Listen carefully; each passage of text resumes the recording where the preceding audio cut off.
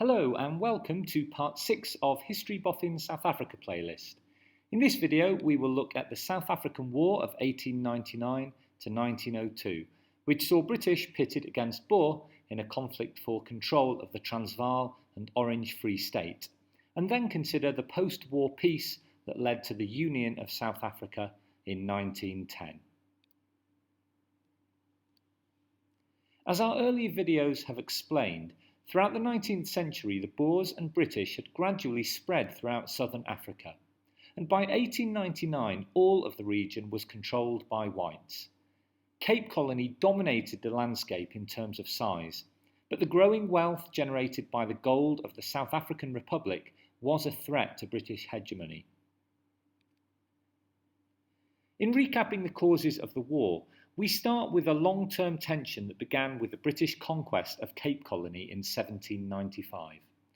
Following this, the gradual process of making the Cape a British colony in terms of laws and culture, and specifically the eradication of slavery, led to the Great Trek in which thousands of Afrikaners travelled east and northeast to set up independent states. The annexation of Bantu land by both British and Boer gradually increased, and the consolidation of white territories led to British attempts at federalising the region under the Union flag, which were firmly rejected by the Afrikaners. British attempts to secure the region, notably the Transvaal takeover facilitated by Theophilus Shepstone, conflicted with growing Afrikaner nationalism. Ultimately, the First Boer War, or First War of Freedom, depending on your perspective of the conflict, demonstrated that Afrikaners would fight against British influence. The discoveries of diamonds and gold transformed southern Africa from an imperial backwater to a significant territory, and the location of the gold in particular in the Boer Republic of the Transvaal heightened tensions. While European and particularly British capital funded the development of the mines and of its associated infrastructure, political power rested with Afrikaners who continued to resent British influence in their independent lands. The refusal to give the vote to outlanders in order to maintain Boer political dominance was a continued grievance that inevitably drew the British government more and more into regional affairs. However, there were broader considerations than gold for the British, in particular the desire to stamp British authority on the region and ward off a perceived threat from German imperial expansion.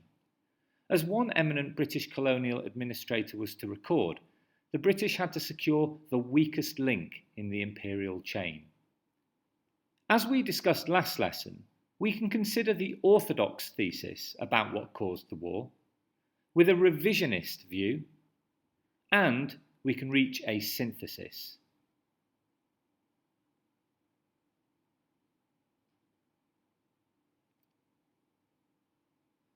The man who made the claim about South Africa being the weakest link was Sir Alfred Milner, the man appointed by Joseph Chamberlain as High Commissioner in South Africa. Milner was a classic British imperial man, Oxford educated, intelligent, a writer and civil servant who had initially been appointed to a senior position in Egypt. Milner was sure of Britain's moral right and responsibility to rule over other nations.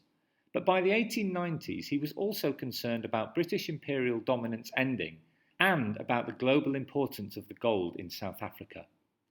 Milner immediately took a bullish approach in South Africa, with the full support of Chamberlain, and the Outlander issue became a cause célèbre that Milner used to galvanise domestic British support for his approach. Jan Smuts, an Afrikaner lawyer and politician who until the Jameson raid had supported closer links with the British, described Milner as more dangerous than Rhodes, the man behind the Jameson raid. In fact, the animosity between Milner and Smuts was a key factor in the breakdown of 1899 talks to prevent a British-Boer conflict. Milner's unreasonable demands of Kruger, the president of the Transvaal, was perhaps the most significant immediate cause of the conflict. By the autumn of 1899, war was imminent. Both sides had made demands of another in order to prevent war, which both sides had in turn refused. Britain was transporting more troops to the region to supplement the 20,000 it had in place already. The Boer commandos were quickly mobilised, and on 11th of October 1899 they launched a preemptive attack into Natal and Cape Colony. The British at the time were outnumbered and were on the defensive, giving up land and remaining in key towns that became besieged. Interestingly, the defence of Mafeking was led by Robert Baden-Powell, the founder of the Boy Scouts movement.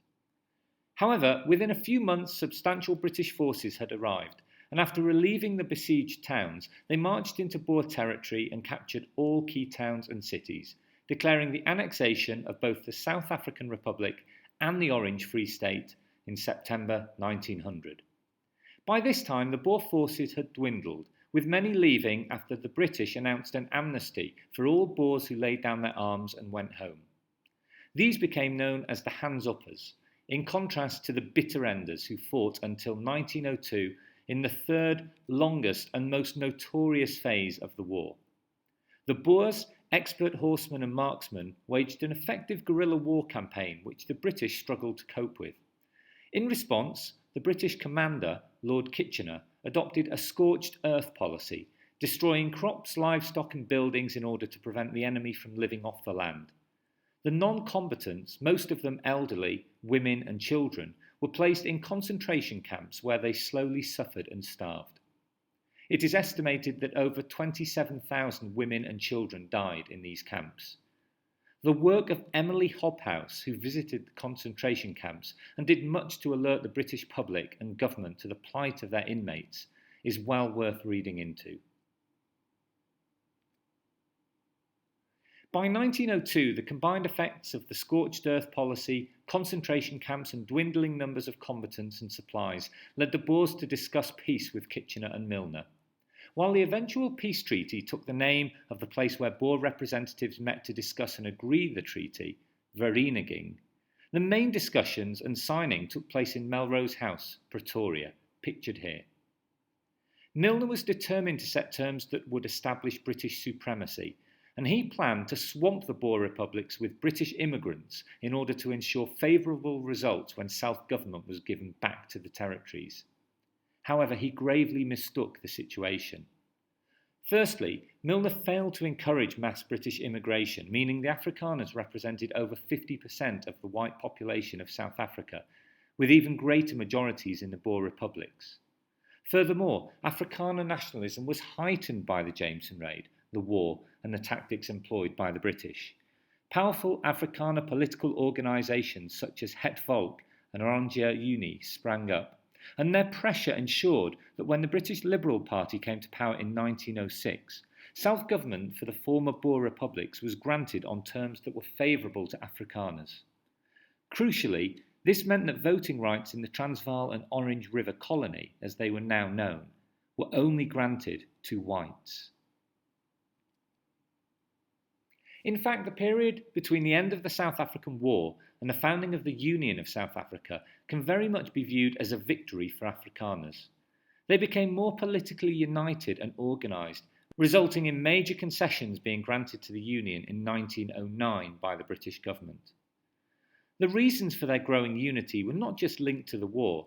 There had been growing friction between colonies due to tariffs and railway fees, which made negotiation and cooperation necessary. Furthermore, the 1906 Bambatha uprising in Natal demonstrated that the sheer numbers of Africans, outnumbering whites by 8 or 9 to 1, still represented a threat to separate territories. Overall, however, it was the political landscape after 1906 that made the Union palatable to both British and Boer. The new governments in the former Boer republics were formed by Het Volk in the Transvaal and Oranje Unie in the Orange River Colony, while a year later the anti-imperialist South African Party won the Cape Colony election with the support from the Afrikaner Bond. The British therefore viewed union as a means of establishing suzerainty over the region, regardless of who won the elections. The Boers viewed union as a means of reducing imperial interference from Britain.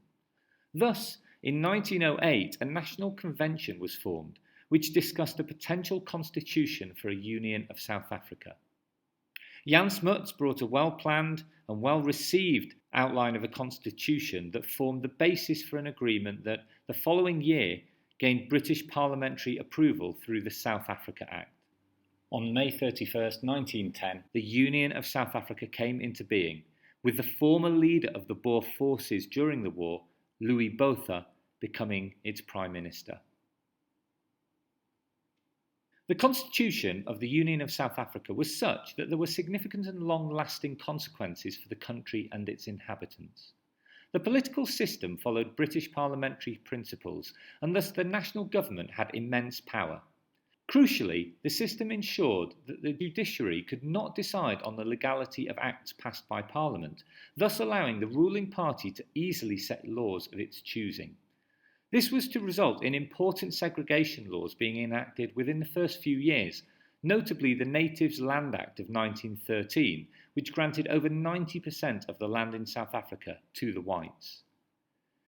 Because self-government for the former Boer republics had been granted despite Afrikaners still being a majority, there had to be a compromise on the franchise for blacks, which Afrikaners would not allow.